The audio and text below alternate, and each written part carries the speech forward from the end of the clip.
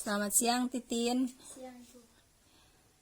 Titin, sekarang Ibu mau minta penilaian atau komentar dari Titin tentang pembelajaran yang selama ini Ibu lakukan. Titin bersedia? Ya, bersedia. Ya. Yang pertama, selama dalam pembelajaran yang Ibu lakukan selama ini, apakah materi yang Ibu sajikan menggunakan media pembelajaran, misalnya ada yang menggunakan video atau PowerPoint atau gambar, atau misalnya menggunakan alat peraga? Ya, ada misalnya lalu menggunakan LCD pada saat melakukan materi pada lingkaran. Nah, pertanyaan yang kedua, apakah pengetahuan atau materi yang disampaikan bisa Titin bagikan kepada teman? Misalnya ada teman yang bertanya dan bisa Titin jelaskan mungkin. Ya, bisa. Biasanya teman kalau tidak tahu tanya dan saya bisa menjawab. Dan Bisa Titin bisa menjelaskan kepada teman. Oh ya.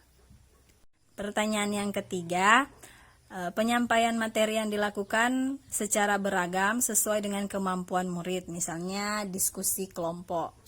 Ya, biasanya dalam kelas kita sering mengerjakan tugas kelompok. Selanjutnya, pertanyaan yang keempat, apakah dalam kegiatan diskusi kelompok itu kalian itu secara aktif mengerjakan atau bagaimana? Ya, sangat aktif karena kami berdiskusi. Pertanyaan yang kelima, apakah lembar kerja kelompok setiap kelompok itu berbeda sesuai dengan tingkatan atau kemampuan dari siswa? Ya, kami mengerjakan soal yang berbeda-beda sesuai dengan kemampuan. Pertanyaan yang keenam, apakah ada penilaian sikap, pengetahuan, dan keterampilan? Ya, ada misalnya dalam penilaian sikap ada lembar penilaian. Kalau dalam pengetahuan ada diberikan soal. Kalau dalam keterampilan ada diberikan rumus dalam mengerjakan soal.